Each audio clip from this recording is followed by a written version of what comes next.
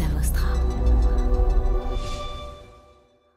Depuis 1 mois et demi que je suis avec donc 2 personnes vraiment à plein temps qui m'aident aussi à un peu structurer un peu plus le truc, essayer de vraiment raconter une histoire sur chaque produit qu'on met en avant, parce que j'ai décidé de les mettre en avant parce que je pense que c'est les plus adaptés à du e-commerce, etc. Parce que c'est des produits forts, parce que c'est visuellement ils donnent envie. Il y a peut-être des choses plus simples que je vais vendre en magasin, plus classiques que je vais vendre en magasin, que je vais peut-être pas forcément booster ou mettre sur le site. Donc déjà il y avait ça, et puis vraiment l'idée c'était de se dire qu'on crée un rendez-vous qui existait déjà, parce que je mettais déjà les choses les produits en ligne 1 fois par semaine, etc. Là vraiment on veut créer un rendez-vous auprès de nos clientes qu'elles attendent. Elles savent que tous les dimanches à 10h il y a des nouveautés sur le site.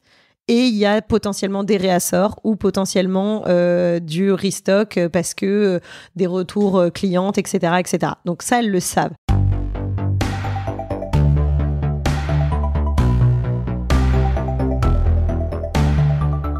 Bonjour, vous êtes sur le point d'écouter un nouvel épisode du Panier, le podcast e-commerce dans lequel on décortique les recettes gagnantes des acteurs du commerce en ligne. Mon objectif est de dénicher avec vous les meilleurs conseils et retours d'expérience pour se lancer et progresser dans la vente en ligne. Acquisition, parcours client, outils, plantage, réussite, apprentissage, on abordera ici tous les sujets sans tabou. Je suis Laurent Kretz, cofondateur de Cosa Vostra, agence de conseil tech et créative. Avec la meilleure équipe du monde en conception, créa, dev et contenu, j'accompagne des boîtes de toute taille dans leur stratégie digitale. Contactez-moi sur lepanier@cosavostra.com, sur LinkedIn ou sur notre site cosavostra.com. Bonne écoute.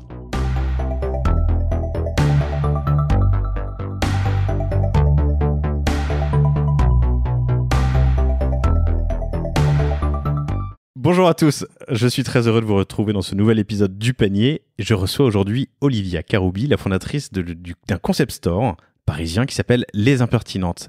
Salut Olivia, tu vas bien ? Salut, ça va et toi ? Ça va très bien, je me marre parce qu'on vient de recommencer l'épisode parce que j'ai appelé Olivia Nathalie. En fait, je pensais à Nathalie Mallet, la fondatrice de Lily & Co. C'est un super épisode, l'épisode 59, et c'est elle qui m'a dit « Mais tiens, tu devrais parler à Olivia, fondatrice des Impertinentes. » Et pourquoi est-ce que je devrais lui parler ? Je vais vous le dire tout de suite. Olivia, tu as fondé une boutique. Il y a presque 6 ans maintenant, c'est ça. Et tu t'es lancée ensuite dans le digital il y a 4 ans et demi, tout en restant indépendante. Et c'est ça que j'aimerais creuser avec toi aujourd'hui, pour vous, chers auditeurs. C'est comprendre un peu les clés, les enjeux de ta croissance et de ton switch sur le digital. En restant un retailer indépendant dans un monde, tu l'as dit avant, on est un plancton dans un océan, puisque tu fais du multimarque, mais on y reviendra. Bienvenue. Merci. Merci beaucoup de m'avoir invité. Et bonjour à vous tous, toujours aussi nombreux, ça fait incroyablement plaisir. Tu as ouvert Les Impertinentes. C'est quoi Les Impertinentes ? Les Impertinentes, c'est une boutique de prêt-à-porter multimarque, vraiment féminin. Comme j'aime à l'appeler, c'est un peu la caverne d'Ali-Baba. C'est le dressing ouvert à toutes mes copines.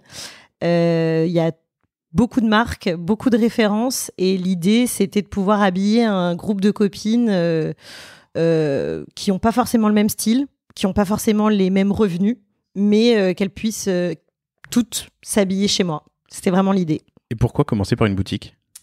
Mes parents ont toujours été dans le commerce. Alors, ils n'étaient pas du tout dans le prêt-à-porter. Ils vendaient des casseroles et de la hi-fi et ce genre de choses. Ils avaient des grands bazars un peu partout dans Paris.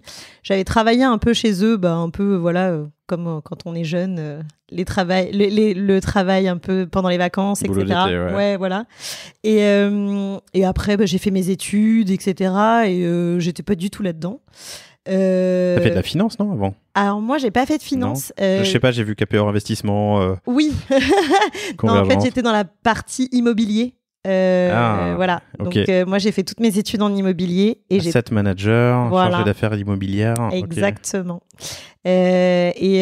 Et au bout une fois mes études terminées et 2 ans de travail, c'était très cool, hein, mais 2 ans de travail en entreprise, j'en ai eu marre. Et je me suis dit, qu'est-ce que je fais ? J'étais pas mariée, j'avais pas d'enfant. J'ai dit, c'est le moment si je veux faire quelque chose. Et j'ai ouvert le magasin. Au bout de 2 ans. au bout de 2 ans, vraiment d'entrer en entreprise, ouais, C'est rapide pour faire une reconversion.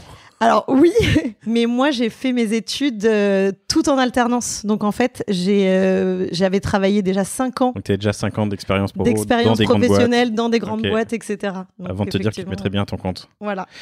Mon objectif avec toi, hein, c'est vraiment... J'ai parmi vous, chers auditeurs, une population assez hétérogène, mais il y a pas mal d'indépendants, pas mal de retailers, alors qu'ils sont passés du digital au physique la plupart du temps, ou qui ont marié le physique avec le digital.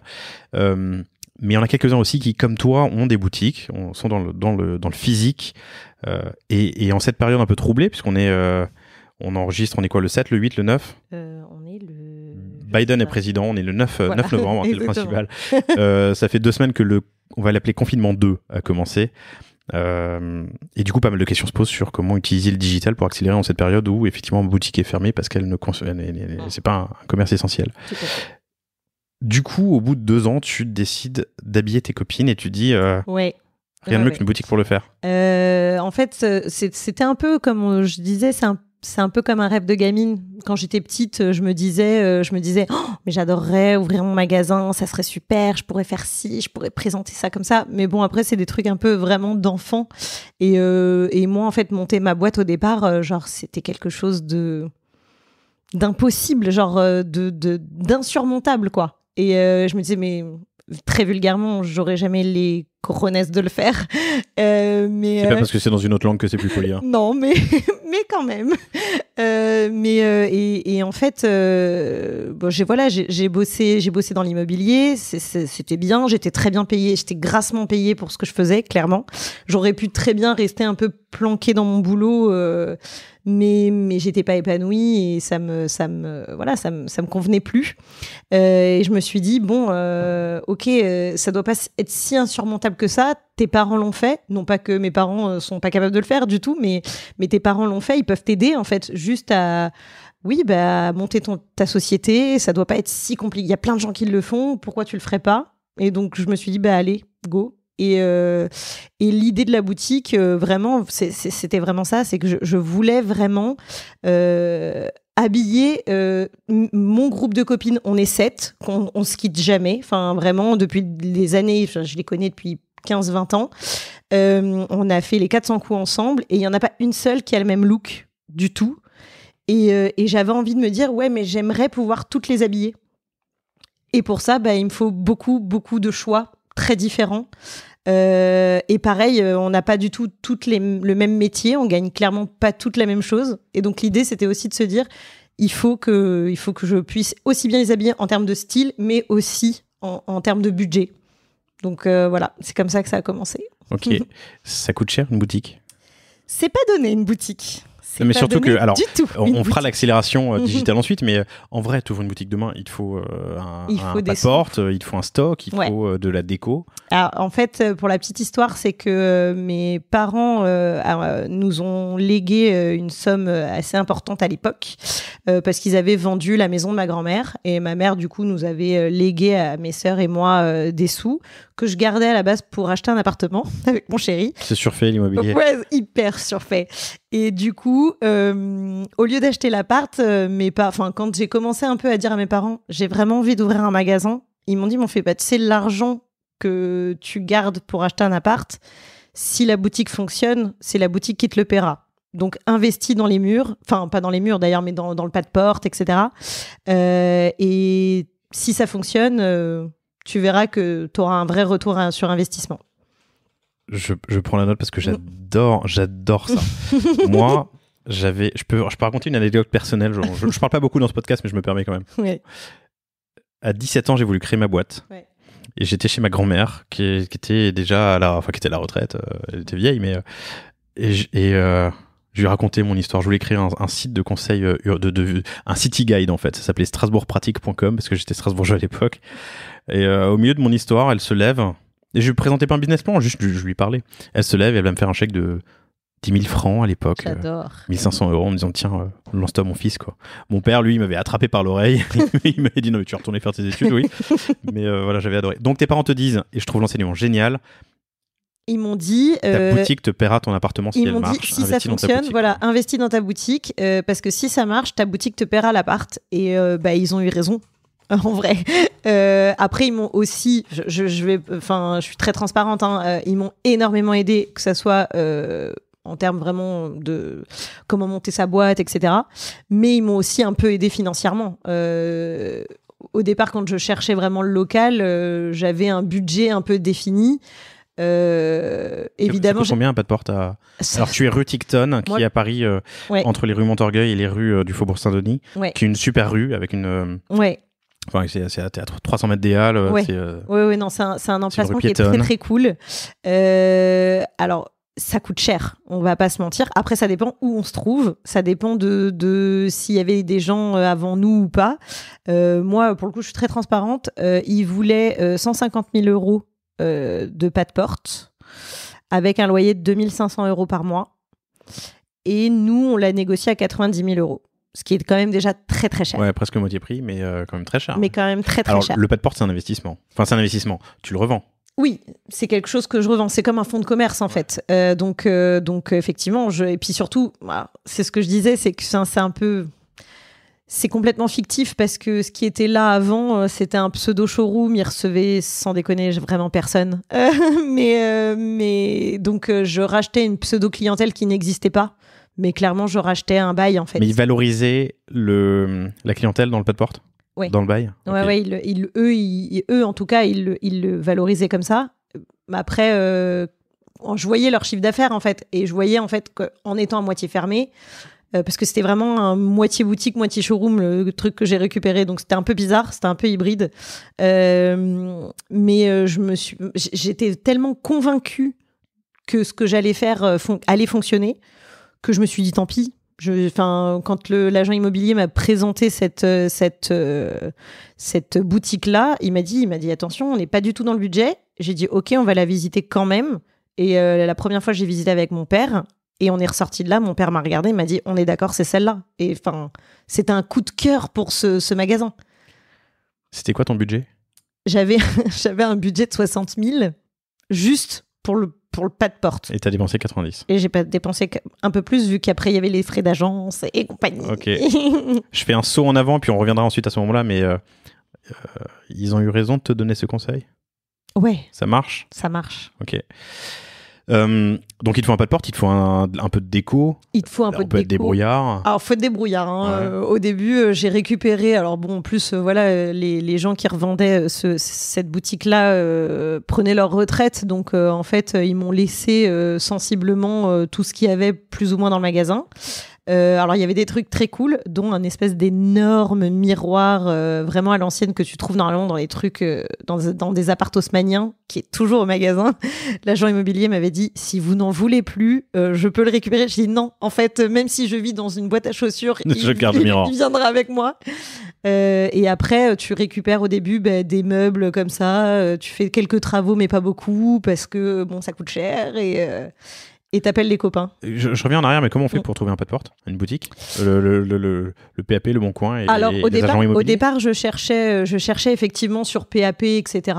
Je trouvais rien, mais vraiment rien. Et après, il y a des agences maintenant spécialisées vraiment dans les locaux commerciaux. Et ça marche très bien parce que je suis passée par là. Ok.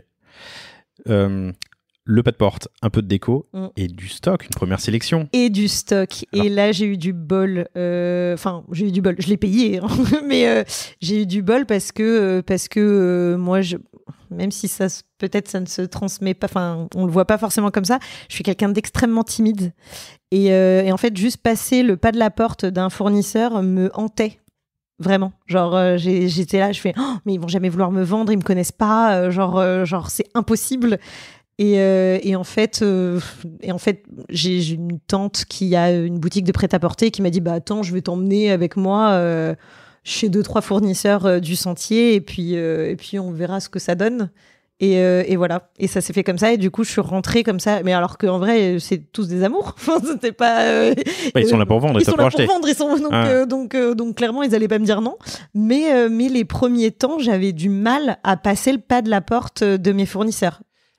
Ce qui est bizarre maintenant. Alors comment tu combats ta timidité quand tu veux entreprendre et que c'est ta première entreprise ? C'est important quand même d'aller vers les autres. Okay. Par le rire, je sais pas. Enfin, honnêtement, je sais pas. Je pense que quand on ouvre un magasin et comme ça, je pense que d'une certaine manière et qu'on est vraiment extrêmement timide comme je peux l'être, je pense que initialement on essaie de jouer un rôle. On se dit, de toute façon, les gens ne nous regardent pas nous, ils vont regarder le rôle qu'on voudra donner. Donc, initialement, c'était un peu ça. Et en fait, déjà, on m'a extrêmement mis à l'aise quand j'ai commencé à aller chez ces fournisseurs-là, parce qu'en plus, je venais pas seule. Donc, c'est vrai que c'était encore moins intimidant. J'avais pas l'impression de me faire arnaquer alors qu'il y en a pas, il y a pas d'arnaque là-dedans, mais voilà. Donc voilà, c'est. Alors c'est les fournisseurs du quartier. Ouais. Du coup, à Paris, la rue Picton c'est collé au sentier. Ouais. Tu achètes ton stock. Tout à fait. C'est pas du dépôt-vente, c'est pas du. Tu achètes. J'achète tout. Ouais, donc heureusement qu'ils sont gentils, ils sont là pour vendre. Évidemment. Mais je sais pas pourquoi, moi, je m'en faisais une montagne, en fait. Je me disais, pourquoi ils accepteraient de vendre une boutique ils savent pas qui je suis, ils savent pas si je vais pas peut-être dévaloriser leur marque ou j'en sais rien, en fait. C'était vraiment cette approche de faut que je leur montre que je suis capable de vendre leurs produits, alors qu'en vrai, pas du tout. C'est pas du tout ça. Mais initialement, c'est vraiment comme ça que je le vivais. C'est peut-être une question con, mais il y a des marques ou c'est des producteurs? Il y a des marques. Alors maintenant, je travaille avec des marques un peu plus connues. Je pense à... je peux les citer? Tu as le droit de... Je fais ce que je veux. Très bien. Je crois qu'il faut que tu en cites 3 au minimum. D'accord. Alors, il y a MKT Studio, qui est une marque vraiment à part entière, qu'on peut trouver aux Galeries Lafayette, au Printemps, Okay. voilà. Qui produit et distribue, du coup, depuis le sentier. Exactement. Okay. Alors, eux, ils sont pas forcément dans le sentier, mais oui. Enfin, mais il y a plein de marques comme ça. Et puis, par exemple, dans le sentier, je pense à une marque en particulier qui s'appelle Opulence. Et eux, je travaille avec eux depuis le début. Ou alors la marque aussi La Petite Française, qui sont des marques du sentier, qui vendent en nom propre et qui vendent aussi à des boutiques comme moi, en multimarque. Ok, intéressant. Tu constitues ton stock, tu te souviens de ton budget? Alors, on avait calculé, je m'étais débrouillée par rapport au prêt qu'on avait fait aussi avec la banque et tout. J'avais un budget de 30 000 euros de budget vraiment alloué que pour le stock de la boutique. Au moment de l'ouverture, je n'en avais acheté que pour 10 000 euros. Parce que tu n'avais pas trouvé ton bonheur ou parce que tu avais été, ça suffisait? Parce qu'à l'époque, ça me suffisait. Parce qu'à l'époque, ça me suffisait. Et quand je vois la boutique d'avant et que je vois ma boutique aujourd'hui, on n'est plus du tout sur le même type de stock. Alors pour avoir un ordre de grandeur, tu avais combien de refs à l'ouverture? Alors ça, c'est une bonne question. Honnêtement, je pense que je devais avoir peut-être une centaine de refs. Une centaine de références pour 10 000 euros? Pour à peu près 10 000 euros ouais. D'achat de stock, ok. Maintenant, je tourne plus autour des 1 500 euros, enfin 1 500 références, ouais. Donc, tu es passé de 100 à 1500, ok. Ah ouais. J'ai un peu fait n'importe quoi depuis, mais... Mais après, forcément, on teste. C'est-à-dire qu'il y a des marques que je faisais au moment de l'ouverture que je ne fais plus du tout. Parce que ça me plaisait moins, parce que à l'époque je suivais aussi ma tante qui me montrait un peu ce que elle vendait, mais fatalement petit 1 on n'avait pas le même âge, petit 2 on n'était pas dans le même quartier, donc T'es ouvert 6 jours sur 7? Je suis ouvert 6 jours sur 7, ouais. Ok, c'est un métier d'avoir une boutique. Comment tu te lances là-dedans? Alors je résume, tu décides que tu as envie d'habiller tes copines, que le mieux pour le faire, c'est d'avoir une boutique physique et pas un site web. Tu trouves un pas de porte que tu négocies à 90 000 au lieu de 150, c'est ça. Tu payes un loyer, tu mets un peu de stock pour 10 000 euros, donc ça te fait 100 000 plus des frais, des agences, je sais pas, un peu, enfin des commissions, voilà. Tu as une centaine de refs à l'ouverture. Et donc là, tu as une boutique, tu as du stock, elle est décorée. So what? T'as jamais fait ça de ta vie? Ouais, mais surtout c'est ça. Personne t'a attendu. Personne m'a attendu. J'ai jamais fait ça de ma vie. Alors à l'époque, j'avais été un petit peu aidée. J'ai toujours eu beaucoup de chance. J'ai toujours été très très bien entourée. Et j'avais une amie de mon chéri qui travaillait pas à ce moment-là et qui m'a vachement aidée pour la mise en place et l'ouverture. On avait fait des des petits flyers qu'on allait distribuer en disant venez tel jour à l'ouverture, voilà, on vous fera 10% pour l'ouverture du magasin, etc. Donc on a fait un peu le truc comme ça. Puis après c'était du réseau, c'était juste de se dire bon ben voilà, la petite dernière elle ouvre son magasin. Enfin mes parents c'était un peu ça, c'était de dire à leurs copains bon la petite dernière elle ouvre son magasin, donc faut venir l'aider tel jour, etc. C'est le premier jour, etc. Vous êtes combien de sœurs? On est 3 sœurs en tout. Ouais. Ok. Donc et puis après c'était les copines et puis les copines des copines. Je leur disais bon, dites-leur que machin. Entre-temps, en même temps que l'ouverture du magasin, j'ai créé un compte Instagram. Parce que vraiment tout le monde me disait il te faut un compte Insta et un compte Facebook, genre c'est obligatoire. Et je me suis dit ok, voilà. Et c'est ce que je te disais tout à l'heure, c'est que clairement moi le compte Insta initialement, je savais pas, pour moi c'était un truc un peu sympa où je pouvais utiliser des filtres photos et je trouvais ça trop cool. Et donc j'ai clairement appris sur le tas. Mon mec m'a appris ce que c'était qu'un hashtag. Je ne savais pas du tout ce que c'était une influenceuse. Genre j'ai découvert ce monde impitoyable d'Instagram et de Facebook et des réseaux sociaux d'une manière générale, mais parce que j'étais un peu novice là-dedans, quoi. Ok, on y viendra tout à l'heure, mais c'est rigolo. Tu viens de ces premiers jours ou pas? Ouais, je me rappelle ta même boutique est ouverte. Non mais en fait, pardon. Je me rappelle même de la première pièce vendue. Et ça, c'était assez fou. Genre, j'étais presque en stress de dire le prix à la nana de combien coûtait le sac qu'elle allait acheter, alors que, c'était juste le prix normal.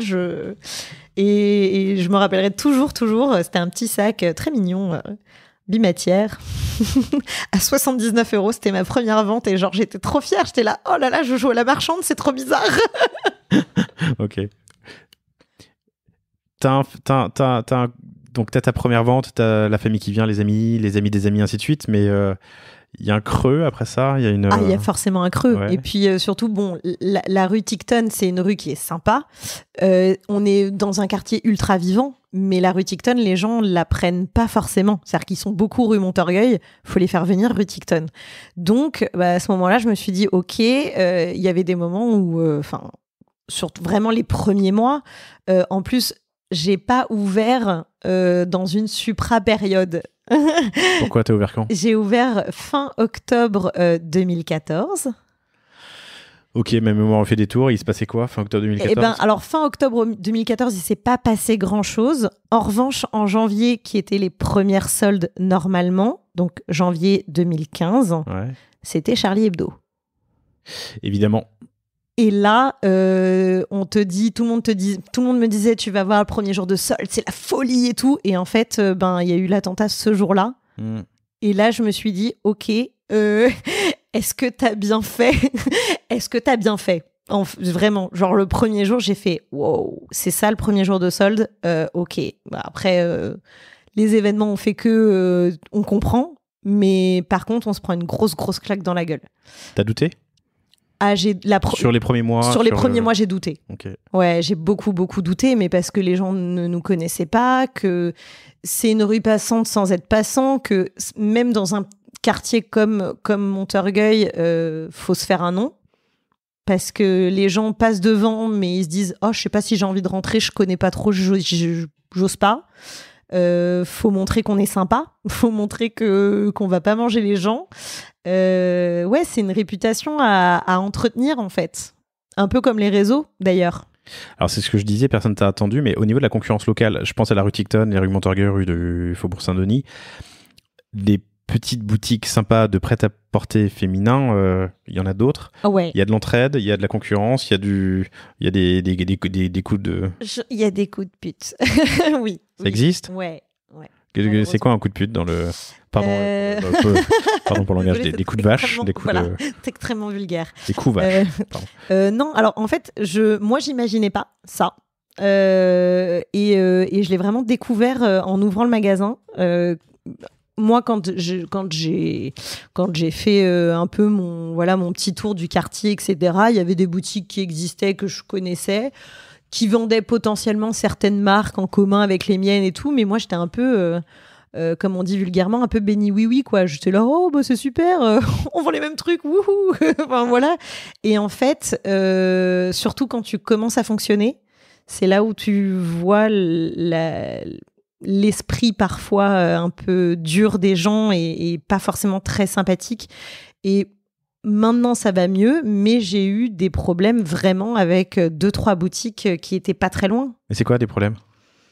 Ah ben quand... je sais pas si je devrais raconter ça. Mais on a nommé personne. On a nommé personne. Mais j'ai une des responsables d'une boutique qui un jour est venue au magasin me hurler dessus. Mais me hurler dessus parce que j'avais osé vendre la même jupe qu'elle. Ouais. Et que je l'avais mise voilà, sur mon Insta à l'époque en disant regardez elle est trop belle et genre machin et genre ça avait fait un scandale et sauf que c'était en plein été, il faisait une chaleur à mourir, les restos en face mettaient toutes leurs terrasses sur les trottoirs donc il y avait des gens partout et tout le monde a entendu la meuf venir me hurler dessus jusqu'au moment où je lui dis je me suis un petit peu énervée sur la fin, où je lui ai dit, tu t'approches à moins de 1 mètre de moi, je te jure que je te marave la tronche. Oui, il fallait pas trop me chercher à ce moment-là. Mais enfin, ouais, bon, ça arrive, quoi. Ça arrive. Ça arrive moins, mais ça arrive. Ok, je dis ok avec un grand sourire parce que je trouve ça intéressant. Et après, il y a de l'entraide aussi. Hein. Enfin, attention, là, j'ai une boutique, je leur fais un coucou, la boutique Capsule, qui est juste à côté de moi, qui a ouvert il y a 1 an et demi. Boutique qui fait quoi? Elles font du prêt-à-porter féminin et on ne se marche pas du tout sur les pieds. On est vraiment, on est complémentaires en fait. On fait pas les mêmes marques et vraiment c'est plaisant. C'est plaisant même de s'envoyer des clientes. Enfin voilà. Donc comme quoi, ça existe. Ça existe. Ouais. Dans les deux sens. Ouais. Ok. Avec 6 ans de recul, si tu te croises dans la rue, qu'est-ce que tu te conseilles? Qu'est-ce que je me conseille? Je me conseille de développer plus vite Internet que ce que je n'ai fait aujourd'hui. De mettre plus d'argent dessus, mais de garder quand même ma boutique physique. Ça c'est un truc... c'est vraiment quelque chose que je voulais initialement et c'est quelque chose que j'aime profondément. Et pourtant, il y a des moments où j'ai plus du tout envie d'y aller, mais parce que la vie est comme ça. Et en vrai, je pense que c'est vraiment ce contact avec les gens qui pourrait me manquer si je n'avais qu'une boutique virtuelle. Ok. Mais c'est parfait, ça fait une belle transition. Voilà. Donc, tu te lances il y a 6 ans, tu trouves ton pas de porte, tu décores ta boutique, tu fais ton stock, tu as une centaine de refs à l'ouverture, tu te développes. Tiens, encore un point avant de passer à la partie suivante. Multimarque, ça veut tout et rien dire. Comment est-ce que tu fais ta sélection de produits, de nouveautés? Feeling. Je fais au feeling. Alors, il y a des marques maintenant avec qui on travaille depuis des années et j'aime travailler avec eux, donc je continue à aller les voir régulièrement quand c'est pour des collections ou après ce qu'on appelle en pronto, vraiment d'aller par exemple dans le sentier, je vois un modèle, je peux récupérer la marchandise tout de suite, ou après effectivement dans des marques un peu plus imposantes, etc., qui travaillent vraiment en collection, type MKT comme je l'ai dit tout à l'heure, ou La Petite Française, où là effectivement 6 mois à l'avance ou 8 mois à l'avance, je vais avoir toute la collection devant moi et je vais la sélectionner et en fait moi je ne fais que au coup de cœur. Je ne sais pas vendre un produit que je n'aime pas. C'est pas forcément un produit que je porterais personnellement, mais il faut qu'il me plaise. Et il n'y a que comme ça que j'arrive à vendre le produit. Et c'est toi directement qui fais ton sourcing. Exactement. Tu es contacté aussi, j'imagine qu'on te démarche. De plus en plus. C'était pas forcément le cas initialement. Okay. Mais de plus en plus, effectivement, j'avais même des fournisseurs dans le sentier qui... comme en plus, vraiment, on est juste à côté du sentier. Je me rappellerai toujours, j'ai un patron d'une marque qui est venu un jour au magasin avec 5-6 modèles de robes sous le bras, en me disant voilà ce que je fais, je veux travailler avec vous. Et c'est flatteur. Comment tu arrives là? Comment, pardon? Comment est-ce que tu arrives là?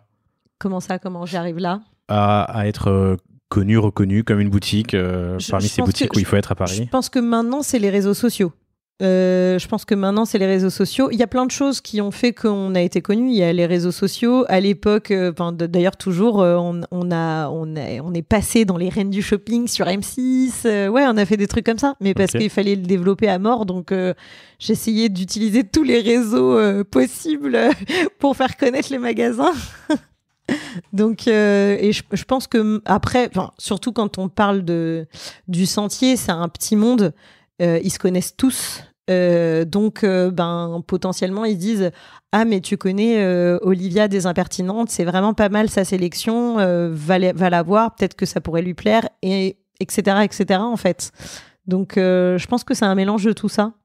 Ok, c'est intéressant, on y reviendra. Je suis sur ton Insta en parallèle, donc c'est les Impertinentes, t'as une 50aine de milliers de followers, c'est bien de l'avoir commencé tôt. Ouais. Et je trouve tes shootings très sympas. Tu me diras tout à l'heure quand on sera sur le marketing comment tu le gères. Donc tu as ta boutique, tu as ton stock, tu as ton approche et tes fournisseurs. Ça c'était il y a 6 ans. Et il y a 4 ans et demi, tu te lances. Ouais. Tu lances ton site internet qui représente aujourd'hui, tu m'as dit, une dizaine de % de ton chiffre d'affaires. Ouais. Alors pourquoi tu lances le digital ?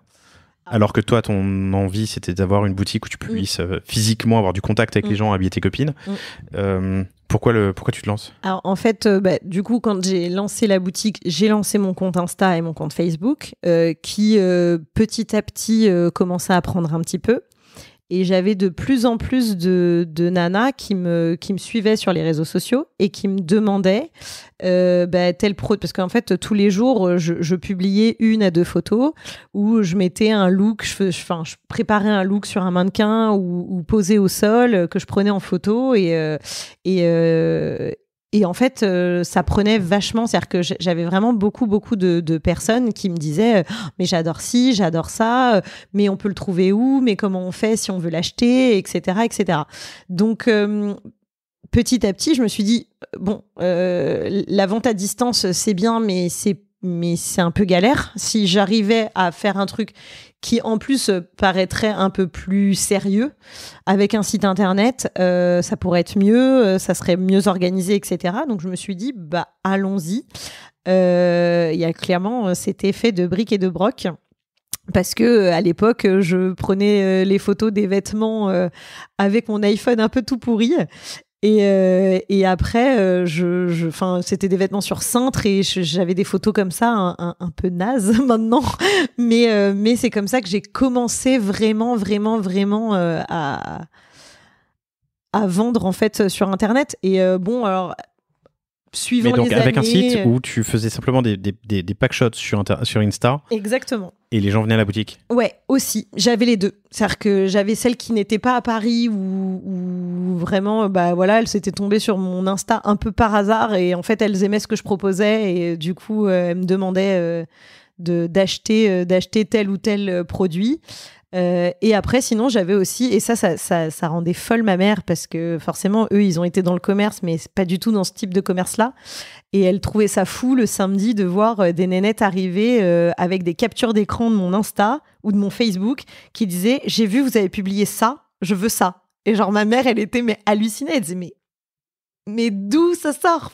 Oui, parce que dans l'outillage, dans la quincaillerie, qu'est-ce qu'ils vendaient ? Ils étaient, les magasins existent toujours, mais mes parents ont pris leur retraite. Et c'était les magasins Promotion 7. Et en gros, ils vendent de l'électroménager, de la hi-fi, de la vaisselle. Il y a personne qui arrive avec un screenshot d'Instagram. Donnez-moi cette machine à laver. Donnez-moi cette machine à laver ou donnez-moi cette casserole, quoi. Pas du tout. Tu vois. Donc ouais, pour elle, c'était un truc de ouf, quoi. Donc tu fais du packshot sur Instagram. Les gens te disent j'en veux et donc tu te dis il me faut un site. Voilà. Ok. Ça a commencé comme ça. Et après c'est des rencontres. Hein. J'ai eu de la chance à un moment donné de rencontrer entre guillemets mes premières influenceuses qui ont fait connaître la boutique un peu malgré moi. Et c'était une chance incroyable, inouïe. Et je pense que c'est aussi pour ça que maintenant on est un peu connu sur les réseaux. Ok. Clairement. Mais du coup, comment tu places le site internet, le site e-commerce, là-dedans ? Parce que tu peux être connu sur les réseaux sans avoir de site internet, sans avoir de site e-commerce. Ouais, bien sûr. Mais en fait, le truc, c'est que j'en avais marre de me dire que je loupais potentiellement des ventes parce que la nana, elle était pas de Paris ou pas de région parisienne. Ok. Et du coup, quand tu fais 1 fois, 2 fois, 3 fois, 10 fois de la vente à distance, mais que c'est un peu chiant parce que faut que tu rentres son adresse que rien n'est automatisé et que concrètement, j'avais quand même encore la boutique, j'étais toute seule, donc vraiment, je faisais les deux un peu en parallèle et que je perdais du temps à aller à la poste, à machin, à truc. Du coup, j'en avais marre, quoi. Enfin, c'était chiant. Et donc, du coup, je me suis dit, au moins avec un site, ça sera un peu plus réglé, un peu plus carré et peut-être un peu plus facile à l'utilisation pour pouvoir allier les deux. Donc, en fait, c'est vrai qu'initialement, c'était vraiment pour ça, pour me dire que ça allait me décharger d'une certaine manière de manutention parfois un peu chiante. Mais voilà, quoi. Tu choisis PrestaShop ? Ouais. Pourquoi ? On me l'a conseillé. Et tu le fais toi-même ? Alors, je ne l'ai pas fait moi-même. Je suis passée par des gens qui savent très bien faire ça. Parce qu'alors, vraiment... Une agence ou des freelances ? Oh non, je suis passée par des freelances. Ok. Non, les agences... Je suis contactée régulièrement. Attention, tu es dans une agence. Oui. Je suis contactée régulièrement par des agences, mais c'est... Mais c'est quoi le frein ? Le prix. Oui, mais t'as tout in-house. Oui, mais j'ai ça aussi avec des freelances, je vous jure. Non, mais tu peux pas avoir de l'ADA, du UX, du dev back, du dev front, de l'intégration. Non, tu vois, c'est vrai. Mais le prix quand même, hein, les gars. Je suis désolée. C'est la qualité, Oui, la qualité et les process. C'est vrai.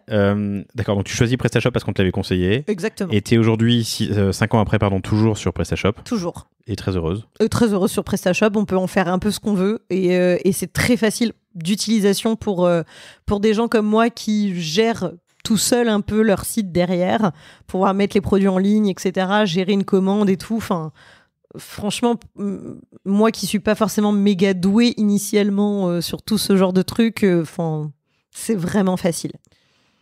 Tu as 1500 refs en tout et elles sont toutes sur le site internet ? Non. Il y en a combien sur le site internet ? C'est une bonne question. Là, en ce moment, j'en sais rien. Faudrait que je revérifie. J'en sais rien. Aujourd'hui, maintenant, combien j'en ai. Mais faut savoir que nous, on met entre 10 et 15 références nouvelles par semaine. Sur le site ? Sur le site. Mais t'en enlèves 10 à 15 ? Non. Ok. Je les laisse ou quand j'ai plus, effectivement, je les enlève. Mais quoi qu'il arrive, il y a 10 à 15 nouveautés par semaine sur le site. Sachant qu'en boutique, j'en ai 2 fois plus qui arrivent chaque semaine.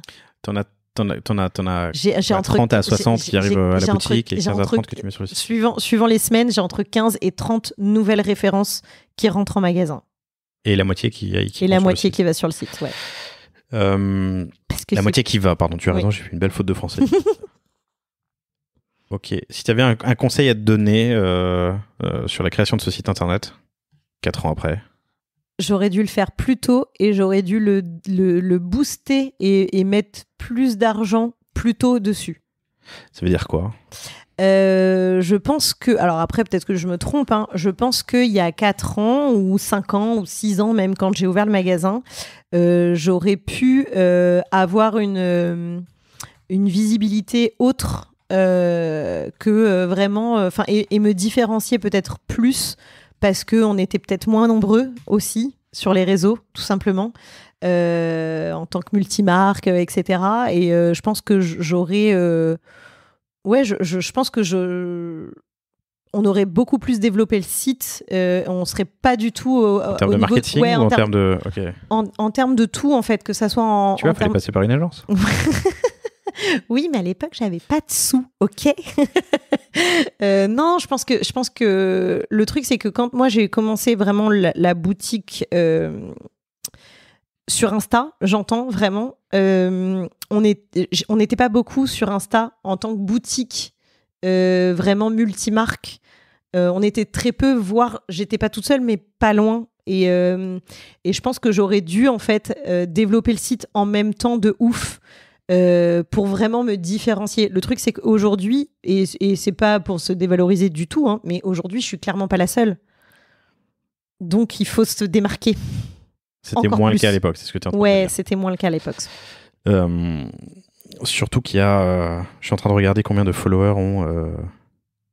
Ouais, c'est pas tant que ça, tu vois. Je regarde Merci, par exemple. Oui, ça, j'avoue. À 380 000. Ouais. Et Flux. On prononce le Hux. Moi, je prononce le Flux. Tu vois, 150 000, c'est pas beaucoup plus loin pour une boîte qui est quand même, je pense, beaucoup plus grosse. Oui, beaucoup plus grosse. Ouais. C'est très honorable ton 50K followers. Oui. Et ok. Donc, si tu te croisais, tu te dirais, t'aurais dû faire ça avant. Accélérer, faire ça vite. plus tôt et plus vite sur le site internet. Et évidemment, aujourd'hui, particulièrement en plein Covid et en plein confinement, on ne peut que vous conseiller de faire ça, chers auditeurs. C'est clair. Si ce n'est pas le cas. C'est très bien, parlons-en du Covid. On est, je l'ai dit, alors j'ai déjà oublié, le 9 novembre, le deuxième confinement, qui est un confinement un peu bizarre. Hein. C'est un peu confinement, c'est un confinement light, quoi. Ouais, c'est supra light. On respecte à peu près les gestes barrières, on respecte complètement les gestes barrières, chers auditeurs, mais on enregistre en live, ce qui vous permet d'avoir un meilleur son, parce que j'ai eu certains de vos retours, d'ailleurs n'hésitez pas à m'écrire un LinkedIn, Laurent Kretz, KROTZ, mais certains de retours qui disaient que les épisodes enregistrés à distance, c'est pas toujours, comment dire, le plus agréable. C'est plus agréable sur les enregistrements live. Donc aujourd'hui, on est en live avec Olivia, et pas Nathalie, avec Olivia, mais on est à distance. Il y a au moins 1m50 entre nous. Voilà. Comment tu vis le Covid ? Donc on est, je sais quoi, le 17 mars ? Ouais. Alors moi, je l'ai très très mal vécu pour tout un tas de raisons. Le premier, c'est que j'avais accouché il n'y a pas très très longtemps. Et je me suis retrouvée en fait vraiment enfermée chez moi avec mon conjoint, ma fille de 5 mois et des cartons absolument partout parce que j'allais déménager. Donc j'ai cru mourir, sans déconner, pendant 2 mois de confinement. Le magasin, en fait, faut dire qu'on savait vraiment pas où on allait. Donc, mais tu pouvais aller bosser. Eh ben, je pouvais aller bosser, sauf que à l'époque, faut quand même vraiment retracer le truc. On savait vraiment pas où on allait du tout avec le Covid et il y avait une espèce de, ce qui n'est pas, je trouve malheureusement, pas du tout le cas aujourd'hui, une espèce de psychose de se dire si on sort, on va le choper, quoi qu'il arrive, quoi. Alors que non, en vrai, faut faire ultra gaffe et tout, mais voilà. Et en fait, mon mec ne me laissait pas sortir. Faut être honnête aussi. Il ne me laissait pas sortir du tout. Enfin, il voulait pas que j'aille bosser, quoi. Il voulait pas que j'aille bosser. Et je pense que au moment du premier confinement, je suis allée genre 2 fois sur tout le confinement, 2 fois au magasin. Et comment t'as géré ton stock ? Ah, mais alors, c'est quand je dis que ça a été vraiment très, très compliqué, c'est que ça a été vraiment très, très compliqué dans le sens où le premier mois du confinement, je l'ai vécu en ermite. C'est-à-dire que je faisais très peu de choses sur Insta et sur Facebook. J'avais juste prévenu mes abonnés que les commandes pouvaient être passées, mais qu'elles ne seraient envoyées qu'au moment du déconfinement. Donc vraiment, j'ai eu et en fait, je me suis un peu bougé les fesses au bout sur l'arrivée du 2e mois de confinement, où j'ai dit ok, là, par contre, faut arrêter. Vraiment, en fait, le premier mois, je me suis mis des œillères. J'ai dit ok, de toute façon, on est tous dans la même merde. Bon, t'attends que le temps passe. Et je vivais que pour ma fille. Genre, je me suis déconnectée complètement. Et du magasin et des réseaux sociaux. Genre, c'était horrible. Enfin, vraiment, alors c'était très cool parce que j'ai pu profiter de ma fille, mais c'est tout, quoi. Mais du coup, comment t'as géré ton activité ? Je la gérais pas. Stand-by. Ouais. Chaud. Ouais, super chaud. Mais du coup, il y a quand même une accélération ou pas ? Il y a eu une accélération... Pardon, du digital. Hein, ouais, du digital. Ouais, complètement. Il y a eu une accélération au moment du déconfinement où en fait je me suis pris un peu une claque dans la tronche en me disant ok, là t'as eu 2 mois quasi d'inactivité plus parce que clairement j'avais quelques ventes qui tombaient sur le site, mais c'était pas un truc absolument incroyable, et je me suis dit en fait Olivia, t'es trop bête, quoi. Vraiment t'as merdé plus. Maintenant tu te donnes à fond. Et s'il faut, il y a plus de shooting, il y a plus de contenu, il y a plus de tout. S'il faut, tu vas booster quelques publications sur Insta, même si tu mais 60 balles. Ce que tu ne faisais pas avant. Ce que je faisais pas du tout avant. Okay. Ouais, pas du tout. Et en fait, en boostant, là, je l'ai constaté, en fait, en boostant 1 ou 2 publis qui avaient plutôt bien marché, j'ai vu mon chiffre d'affaires bondir sur le site, mais vraiment, genre j'avais jamais fait ces chiffres-là. Alors je pense que il y a plein de choses qui ont été prises en compte. Il y a aussi le fait du déconfinement. Et en fait, les gens se sont dit ok, j'ai pas vécu pendant 2 mois, j'ai rien acheté, j'ai besoin d'acheter, donc j'achète un peu tout ce qui passe, tout ce que je vois et tout. Mais je pense qu'il n'y a pas que, en fait. Je pense que juste... Et en fait, à ce moment-là, je me suis dit, bon, voilà, t'as la preuve qui est que si tu mets un tout petit peu plus de moyens que ce que tu fais jusque-là sur ton site internet, ça ne peut que augmenter. Et quand j'en parlais avec mon conjoint qui, lui, pour le coup, est vraiment dans le digital et qui me disait mais Olivia, je comprends pas, tu me dis t'es capable de faire presque entre 70 et 100 000 sur ton site internet en un an en ne faisant rien. Il me dit mais t'imagines ce que tu serais capable de faire si tu mettais un peu plus les moyens, quoi. Et je lui dis oui, t'as raison. Il me dit mais ça t'aurait sauvé le magasin. Enfin, genre... Ouais. Donc ça, c'est ton apprentissage en fait du premier confinement. Tu dis qu'il y a eu une accélération, je reprends un peu, une accélération après le confinement où tu commences à faire de l'achat média, enfin du post sponsorisé. Ça booste tes chiffres. Ouais. Tu recrutes. J'ai recruté. Je fais partie donc de ces là, personnes qui ont recruté entre les 2 confinements. Bah, c'est très bien. Ouais. Nous, c'est pareil, il faut que l'encourager. Tu as recruté pour le site, pour la boutique ou les deux? Pour le site. Pour le site. Donc tu as décidé vraiment d'investir dans le site. Dans le site. Ouais.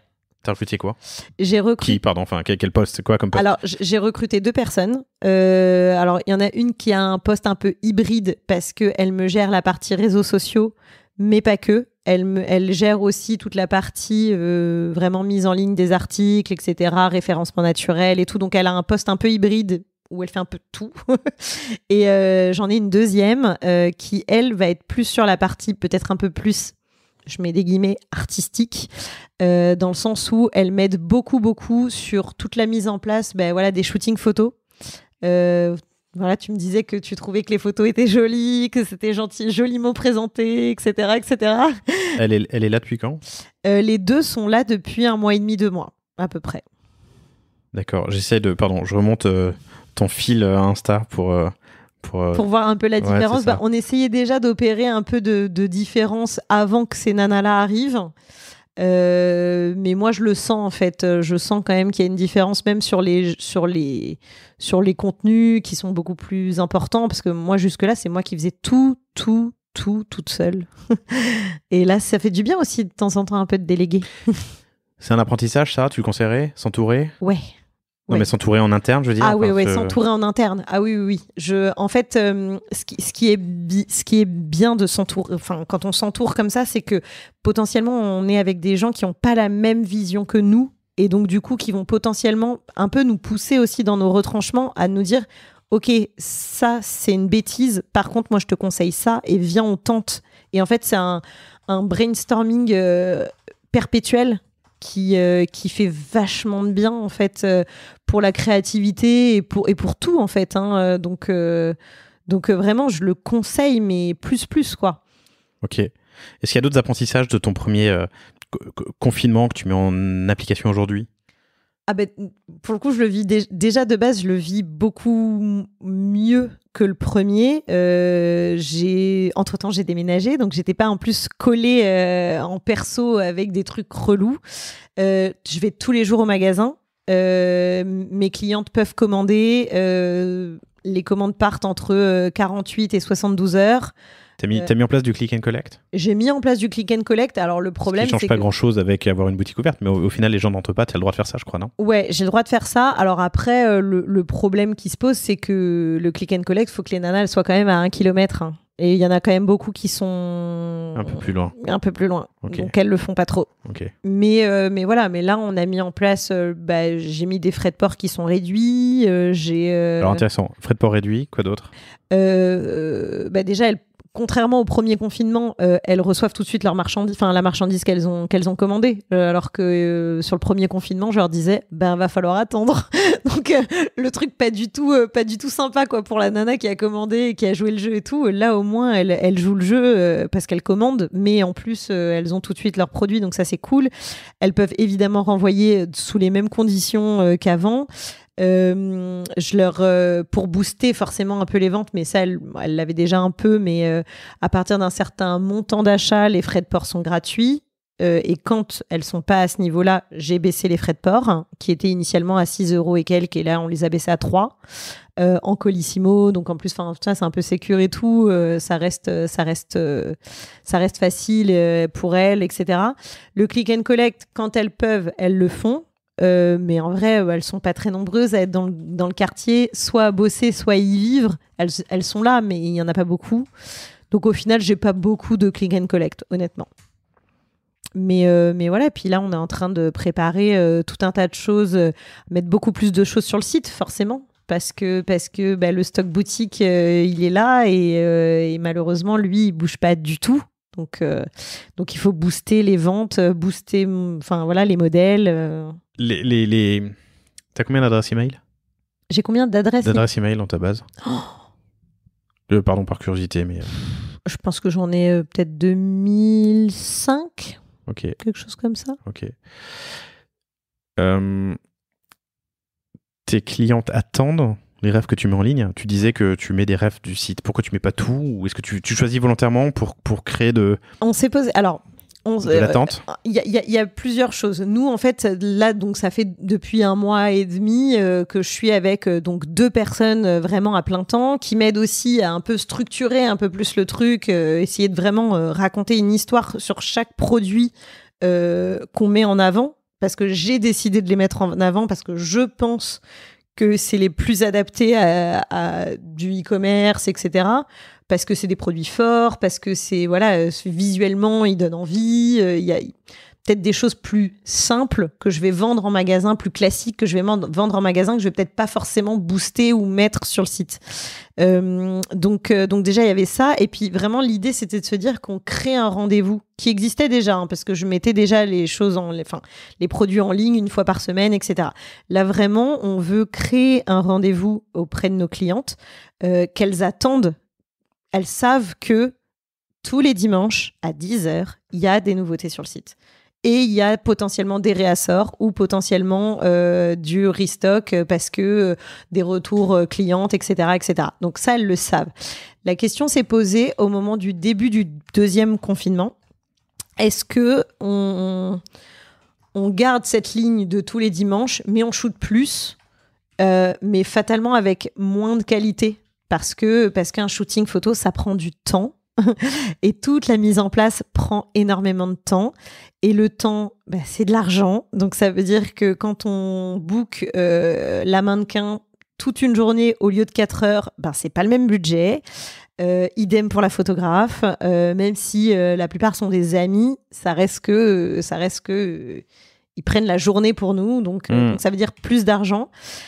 Et j'ai volontairement dit non, je ne veux pas forcément shooter plus pour avoir une qualité médiocre. Je préfère qu'on reste sur notre lancée on propose des produits. Les produits sont les mêmes, sont toujours de qualité, mais je veux que la photo donne toujours autant envie et donc qu'il y ait forcément beaucoup de travail dessus. Oui, puis ça te permet de gérer des sorties régulières. Si tu as 1500 refs en boutique et je sais pas, quelques centaines sur le site. Exactement. Okay.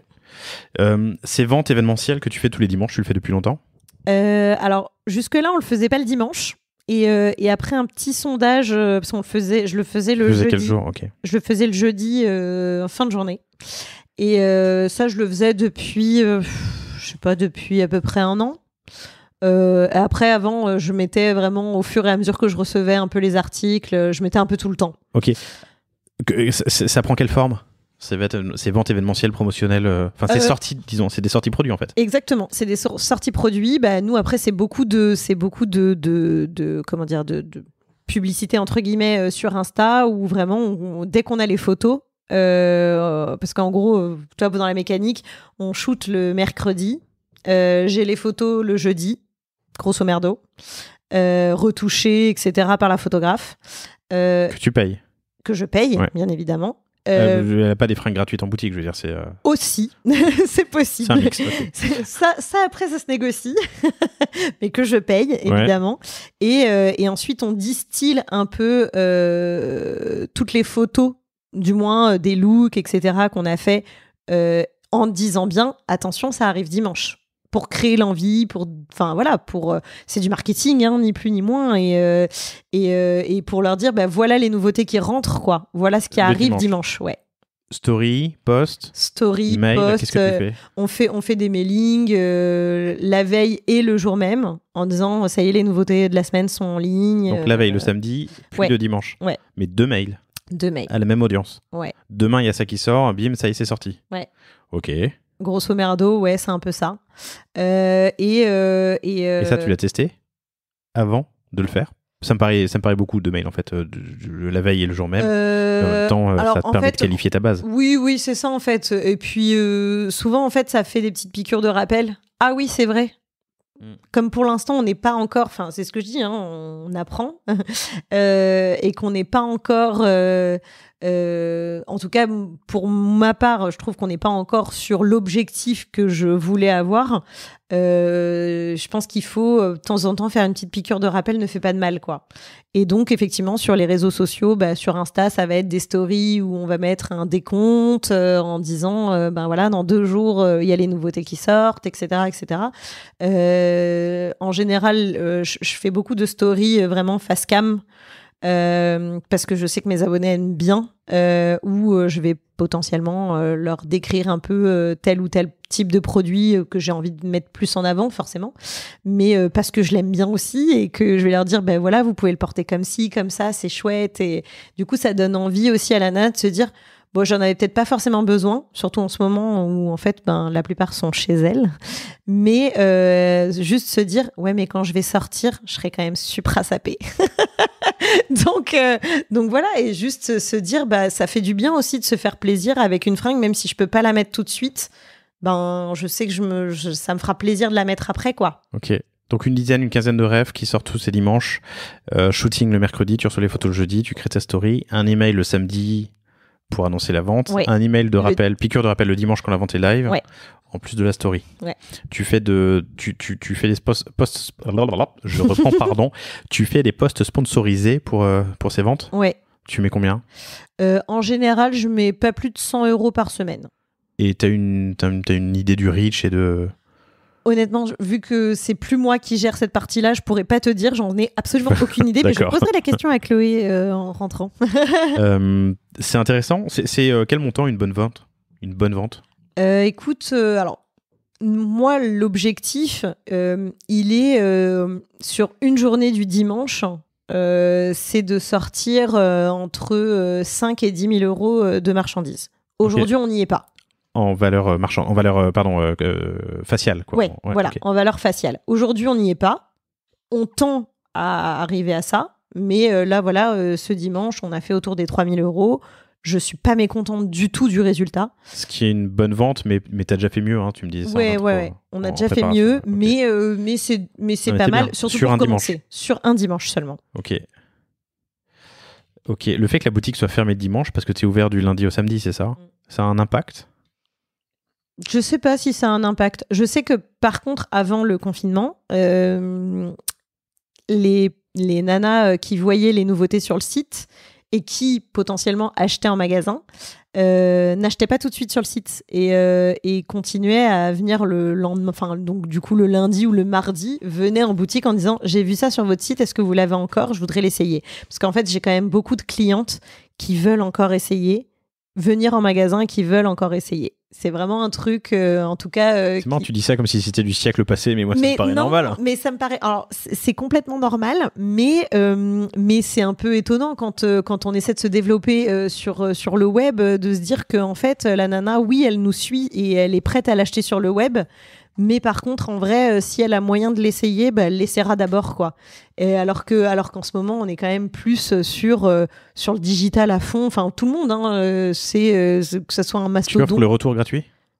Non, les retours sont pas gratuits chez moi. C'est elle qui le paye. Donc, c'est un frein. Tu as déjà testé le retour gratuit? Alors, je pense que c'est un frein.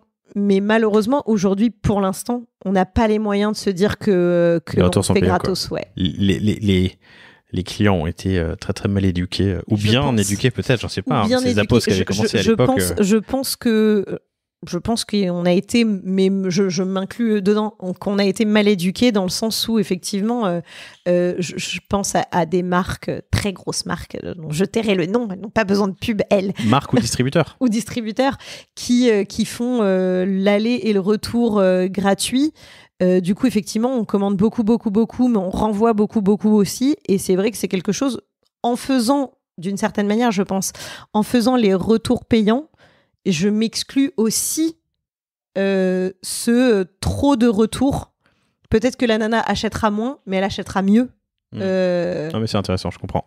Et je comprends aussi que c'est un coût, on peut pas. Et surtout, c'est un coût qu'aujourd'hui, pour l'instant, je peux pas me permettre. Mais par contre, effectivement, dès que je peux, le retour gratuit, c'est quelque chose que j'aimerais vraiment instaurer. Je sais plus qui l'a fait, mais ça m'avait marqué. Je crois que c'est peut-être Zappos ou Asos ou Sarenza, je sais plus, qui met l'étiquette retour dedans direct dans le colis dès le départ. Zara, je crois, fait non, peut-être pas Zara.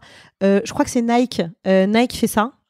Mon mec qui reçoit beaucoup de baskets Nike, il y a systématiquement l'étiquette retour dedans. Le temps file, j'ai encore quelques questions. J'aimerais qu'on parle d'influence, j'aimerais qu'on parle des reines du shopping, j'aimerais qu'on parle de Black Friday qui arrive dans 2 semaines. J'aimerais que tu me parles de logiciels de caisse. C'est pas sexy, mais j'ai oublié la question tout à l'heure. J'ai envie de comprendre comment tu lis ton PrestaShop et ta caisse. Oh bah alors je le lis pas moi, mais... Mais reprenons dans l'ordre. D'accord. Comment t'as fait pour arriver dans les reines du shopping ? C'est une folle histoire. Quand j'ai ouvert, j'étais sur un groupe Facebook pseudo d'entraide. C'était pas Wanted, mais c'était dans le même esprit. Un peu select. Je sais pas comment je me suis retrouvée là-dedans, mais bon.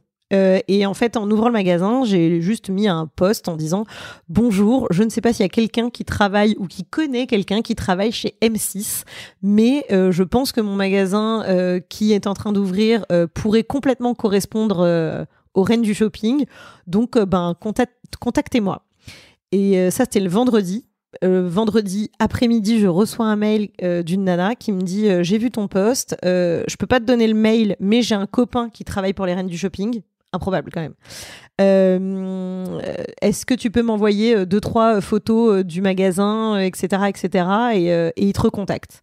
Et en fait, genre le mardi qui suit, j'ai un mec qui débarque au magasin qui me dit bonjour, je travaille pour les reines du shopping et en fait c'est hyper drôle parce que je passe dans le quartier très souvent et j'avais vu que votre magasin était en travaux, donc je m'étais dit qu'il fallait que je passe vous voir ce que vous vendiez et ça s'est fait comme ça. On parle quand même d'une nana qui au début avait peur de franchir la porte des distributeurs. Ouais. Okay. Non mais c'est intéressant et moi je trouve que c'est un grand enseignement dans la vie. C'est que parfois il faut demander. Oui. Enfin, si on demande rien, on n'a rien. Voilà. C'est exactement ça. Je me suis dit sur un malentendu, ça passe. Donc ça c'est sur la partie reine du shopping, mais je voulais parler d'influence du coup et après de promotion avec Black Friday. Sur l'influence, donc moi je te connais par cette invitée que j'ai reçue, Nathalie Mallet de Lily & Co. Tout à fait. Tu fais beaucoup de collabs. À quel point tu choisis tes marques en fonction du nombre de followers qu'elles ont ou de l'univers ? Il y a pas un petit calcul ? Non. Est-ce que ça vaudrait pas le coup de le faire ? Peut-être. Après choisir une marque parce qu'ils sont influents sur les réseaux, je suis pas sûre que ça soit forcément une très bonne idée dans le sens où il faut quand même à la base que ça me plaise. Si ça me plaît pas, juste parce que ça fait bien de l'avoir, je suis pas convaincue du truc. Alors il y a faire bien et puis il y a quelqu'un qui va dire je suis distribué ou trouver mes produits chez les impertinentes. Ah oui, non mais après que les marques elles se vantent ou pas d'ailleurs d'être distribuées chez moi, c'est une chose, mais moi l'inverse, vraiment je sélectionne pas mes marques en fonction de ça. Je sélectionne mes marques vraiment en fonction du coup de cœur de est-ce que la pièce me plaît, est-ce qu'elle me plaît pas. Et vraiment, et ça c'est vrai que c'est quelque chose auquel je tiens parce que ça se ressent en fait après quand je parle du produit. Si je l'aime pas trop, même si ça se vend, j'arrive pas à être convaincante là-dessus. Ok, je comprends. Et du coup, comment tu travailles ton influence ? Moi, j'ai toujours fait ça un peu de bric et de broc parce que c'est comme ça que je fonctionne. Hein. La preuve en est, tu m'as vu arriver, j'étais les mains dans les poches. donc voilà. Je pense que c'est ce qui plaît aussi à mes abonnés, c'est que je suis assez nature et que potentiellement, je peux aussi leur filmer quand je suis pas maquillée comme aujourd'hui et que je leur dis bon bah voilà, aujourd'hui j'ai décidé d'être en no make-up et qu'elles me voient comme ça, ça leur plaît aussi d'une certaine manière, que je suis très cash dans mes vidéos et tout.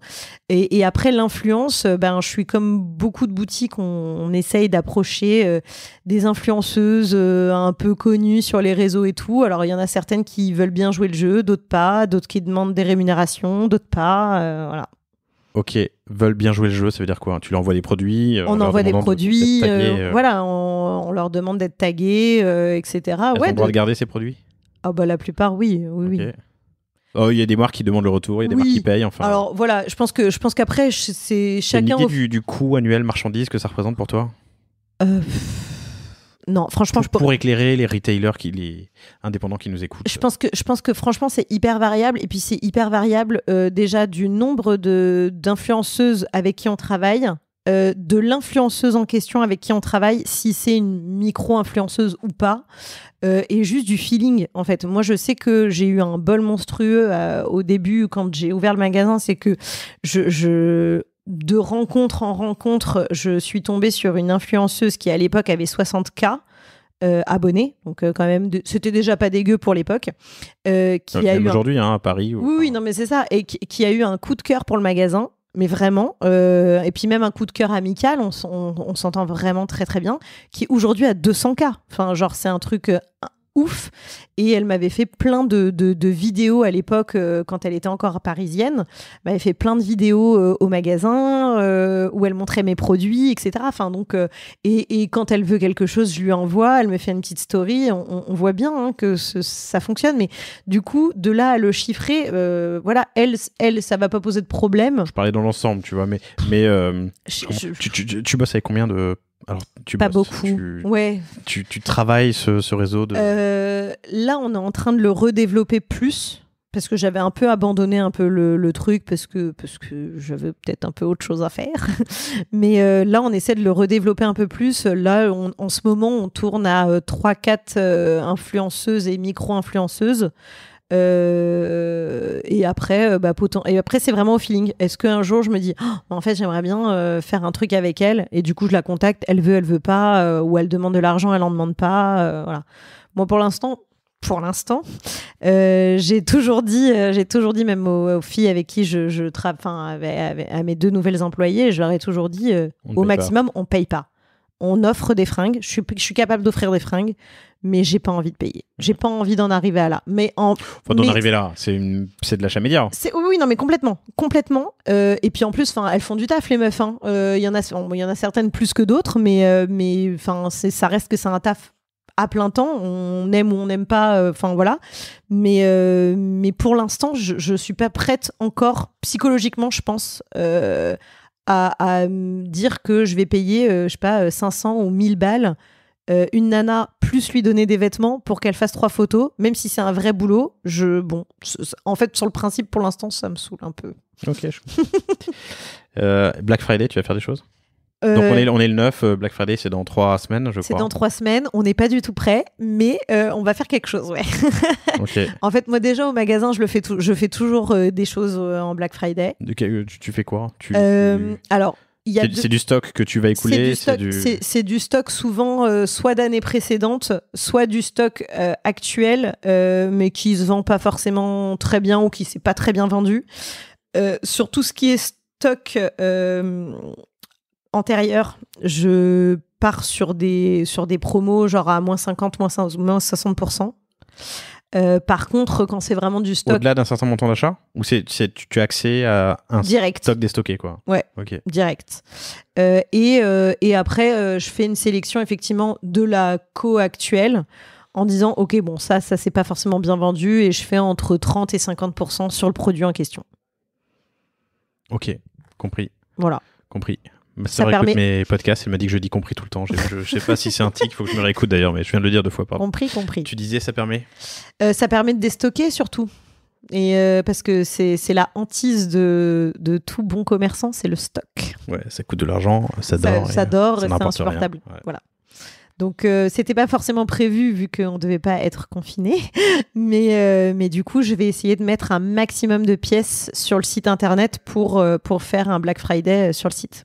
Avant de clore cette partie marketing et cet entretien, mais avant de clore cette partie marketing et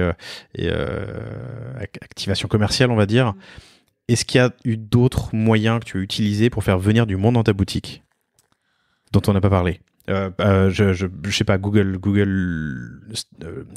My Business en référencement ultra local. Du tout.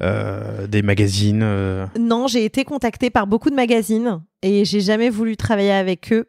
Mais ça, je pense que c'est de la faute de mon chéri qui m'a toujours dit mais plus personne ne lit de magazines.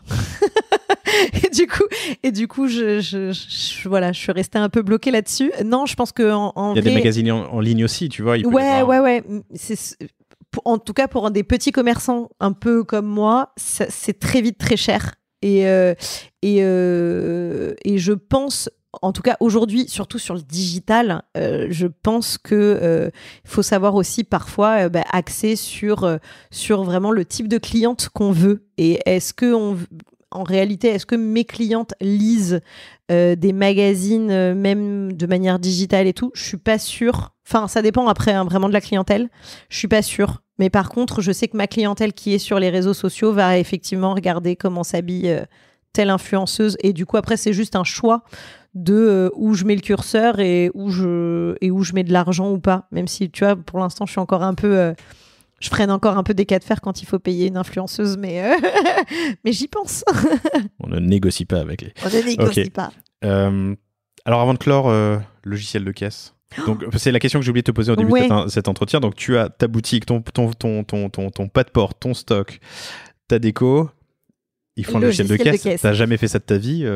Tu fais quoi? Eh ben, alors, ça va peut-être te paraître fou, mais alors, j'ai un logiciel de caisse vraiment pour le magasin, mais auquel aucun produit n'est rentré en particulier. Et je fais tout à la mano. Ok. C'est-à-dire que sur le site, le stock boutique, en fait, jusqu'à il n'y a pas si longtemps que ça, le stock boutique et le stock e-shop étaient le même. Et je faisais tout à la main. Genre, dès qu'il y avait une vente, je le notais et je le virais rapidos du site dès que je pouvais, etc. Et maintenant, j'ai vraiment dissocié les stocks. C'est-à-dire que j'ai vraiment un stock boutique et un stock e-shop. Mais la réconciliation se fait comment? Si tu vends un produit en boutique, il est plus disponible pour le web? Ou alors c'est vraiment des stocks séparés? Maintenant, c'est des stocks complètement séparés. Et donc, quand tu es à 0 stock en boutique, mais que tu as 10 pièces sur le web... Ah là, après, c'est moi qui m'arrange avec moi-même. Hein. C'est moi qui fais ma popote. Okay. Alors, je le dis avec un grand sourire. Ouais. Ça me paraît dingue. Oui. Mais je pense que l'apprentissage, chers auditeurs, c'est qu'on peut survivre. Complètement. En faisant tout de briques et des brocs. Mais après, c'est ce que je t'ai dit, c'est que je suis un peu comme ça aussi dans la vie. C'est-à-dire que je fais un peu de briques. Ça fonctionne. Sur PrestaShop, il y a des add-ons, des extensions, je sais jamais, géniaux qui permettent de faire ça. Hein. Je sais bien. D'accord, très bien. Si jamais, oui. On peut en parler. Olivia, c'était passionnant, je te remercie. Tu as été, très transparente et c'était riche. Mon objectif, c'était vraiment de comprendre. T'as pas un billion-dollar business. Je reçois ici des gens qui font des millions, des dizaines de millions. Non. Je reçois aussi des acteurs un peu plus modestes, mais qui vivent à leur rythme. Et c'est ça que je trouve passionnant, parce que tu as ta boutique, tu es indépendante, tu vis correctement. Tu me l'as dit, tu crois sur le web, c'est top. Tu vas où? Je vais où? Je fais ce Tu vas ouvrir 50 boutiques, tu vas développer le web, tu fais quoi? Je rêverais de pouvoir faire ça. On a l'objectif, en tout cas l'envie d'ouvrir un deuxième magasin dans la région bordelaise. Pourquoi?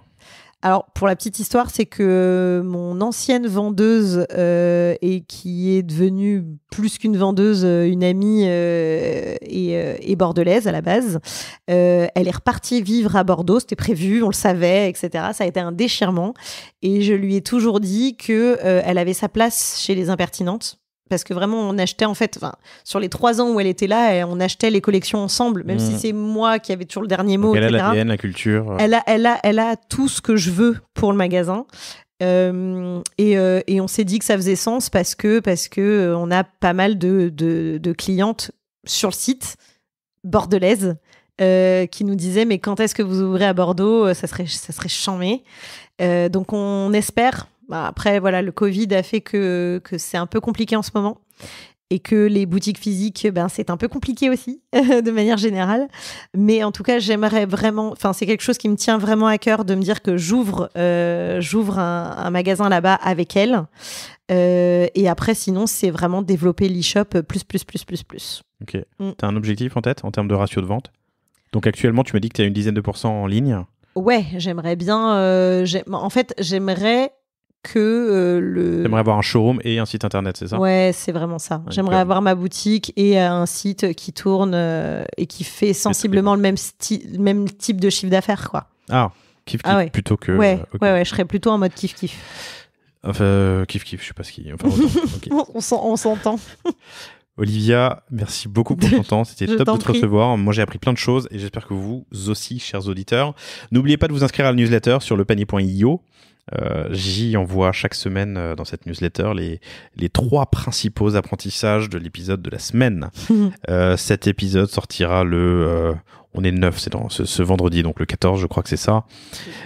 14 novembre, toujours en plein confinement. Il a été enregistré au bureau de Cosa Vostra et je vous remercie d'être toujours aussi nombreux et présents. À bientôt, Olivia. À bientôt, merci. Au revoir à tous. Au revoir. Merci d'avoir écouté cet épisode du panier. J'espère qu'il vous a plu. Si c'est le cas, et même si ce n'est pas le cas, abonnez-vous pour ne rater aucun épisode. Parlez-en autour de vous et laissez-moi un commentaire sympathique sur Apple Podcast. C'est ce qui m'aide le plus à remonter dans les classements. N'hésitez pas non plus à le partager à chacun de vos contacts dans le business. Chaque nouvel auditeur intéressé est une victoire.